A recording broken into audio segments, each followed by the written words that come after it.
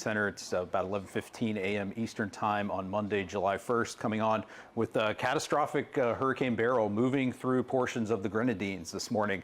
We've just gotten some data from the Air Force Reserve Hurricane Hunter aircraft that suggests Beryl has continued to intensify this morning. Maximum sustained winds are up now to near 150 miles per hour. Right now, the eye of Beryl is right over Carriacou Island, just to the north of Grenada, and it's moving off to the west-northwest at 20 miles an hour. And you can see the very well-defined eye in both visible and infrared satellite imagery.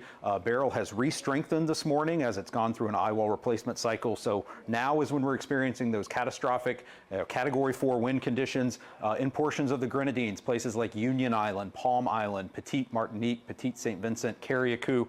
Those are the areas that are most threatened now with both those devastating Category 4 winds as well as the storm surge of 6 to 9 feet above normal tide levels, especially near and to the north, even up towards St. Vincent, where we could see life-threatening storm surge and inundation, especially of some of those smaller islands in the Grenadines between St. Vincent and Grenada. So a very serious situation for anyone who is watching in those areas. If you are in the eye, do not go out in the eye. It's not safe. The storm is moving very quickly, and the backside of the eye wall will move in on over you very, very fast, and you do not want to be outside in those conditions.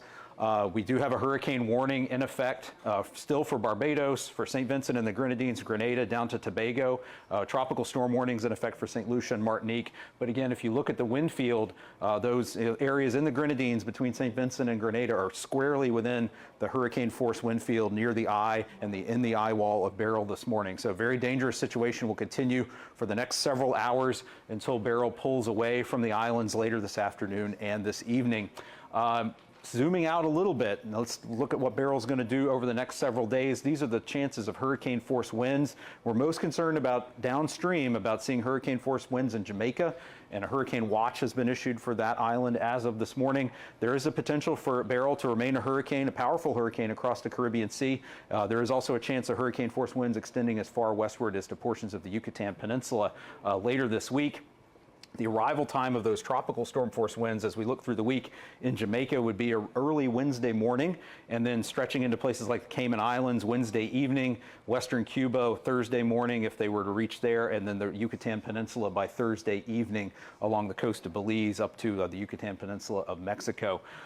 So looking back, stepping out and looking at the track forecast, we are expecting Beryl to move steadily west-northwestward across the Caribbean Sea through the week, passing south of Hispaniola tomorrow evening, near or over Jamaica during the day on Wednesday, and then approaching the Yucatan Peninsula as we go from Thursday into Friday, and then emerging over the southern Gulf of Mexico by early Saturday morning. So many areas will be at threat from Beryl as we go through the week. Once the system pulls away from the Windward Islands, we also have a tropical storm watch in effect for southern portions of Haiti and the Dominican Republic for the possibility of tropical storm force winds there as we go through the day on Tuesday. I don't want to underestimate the rainfall threat. We are currently seeing very heavy rainfall with the core of Beryl as it moves through the Grenadines, the Windward Islands. We could see isolated amounts as high as 10 inches in some of those areas, widespread rainfall totals of 3 to 6 inches across Barbados and the remainder of the Windward Islands. The heavy rainfall potential will occur up in portions of Hispaniola in particular as Beryl's moisture interacts with the mountains there, and the potential for heavy rain as we get into Jamaica and the Cayman Islands later in the week. But just to recap, right now Beryl is a catastrophic hurricane, Category 4 hurricane with very strong winds, life-threatening storm surge moving through the southern Windward Islands, the Grenadines right now, and folks in those areas should be hunkered down for the next few hours until the core of Beryl moves away. We are seeing reports already of widespread power outages, damage, wind damage occurring in some of the Windward Islands now.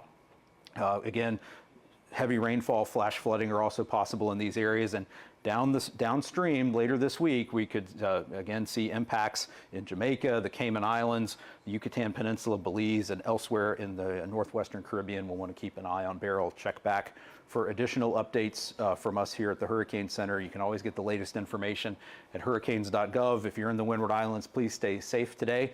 Tune in later. We'll have more updates. Thank you for watching. I'm Mike Brennan at the National Hurricane Center.